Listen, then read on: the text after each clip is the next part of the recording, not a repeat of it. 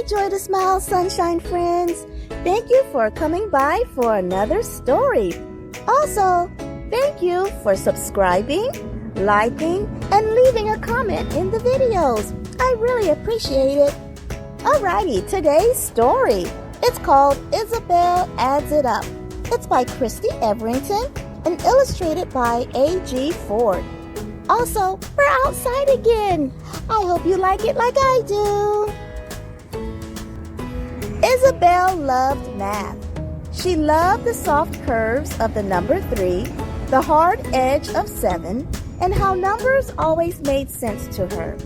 In the quiet of her room, she sharpened her pencil and zipped through her homework.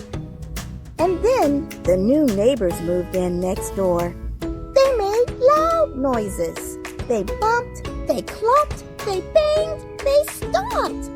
Isobel said, "I think acrobats live next door."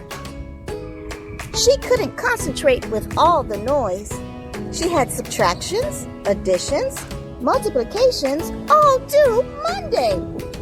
She tried working in the garden, but her subtractions got soaked in the rain. Inside, the rumbles got louder.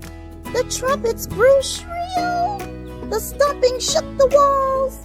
Isobel couldn't think. She said, "I think a marching band lives next door." She shushed them as loudly as she could. But the trombone just growled for longer. She stuck tissues in her ears and wedged herself in a cupboard. But it was too dark to do addition, and she could still hear the neighbors. They danced and they shouted and played their music loud. She tried to count the drum beats, but couldn't keep track of the numbers. "That marching band has no manners," Isobel cried. She decided she would play her own music loud and see how they liked it. She turned the volume up as far as it would go. Her music mixed with theirs. What a ruckus!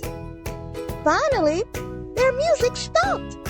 But then Isobel heard the neighbors dancing and singing to her song. She stamped her feet up and down, making nearly as much noise as the neighbors. Isobel had never handed homework in late before. She stared at her math problems, but the sounds of party poppers and a conga line made it impossible to focus. Numbers didn't make sense to her anymore. Not even tracing the curves of 3 could cheer her up. She had to do something about the racket. Thunk, dunk, swish.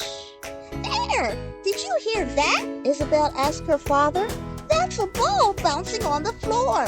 I think a basketball team lives next door." Isobel had an idea. She made peanut butter cookies because she liked measuring flour with the 3/4 cup. And everyone knows peanut butter cookies are the best. She left them on the neighbor's doorstep with a note. "Dear basketball team, welcome to the neighborhood. I understand it's difficult for you to be quiet because you have big feet, but I would appreciate it if you could keep the noise down, please, as I have 14 math problems due on Monday. I hope you like the peanut butter cookies. I made them extra peanutty for you. Love, Isobel, apartment number 2.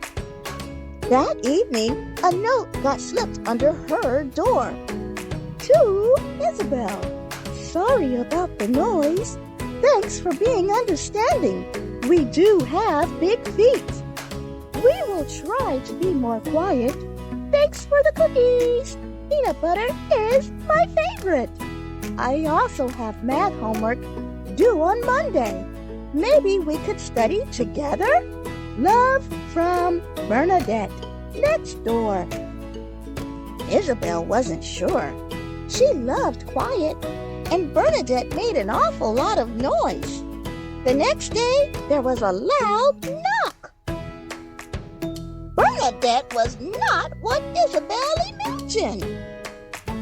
And it turned out she was an excellent study partner after all. They could do subtractions outside, even when it rained. Bernadette was fantastic at times tables. She could remember 6 times 7 every time. After all, an elephant never forgets. They baked different peanut treats together. Isobel measured and Bernadette cleaned up.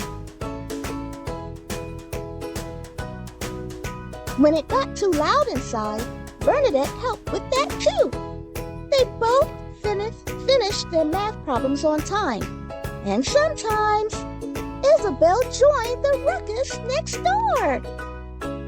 The end. Friends, I love this story. It's very fun. It's very fun to learn how to make friends and how to solve problems through friendship. I hope you enjoyed the story, and I look forward to seeing you next time. Bye, friends.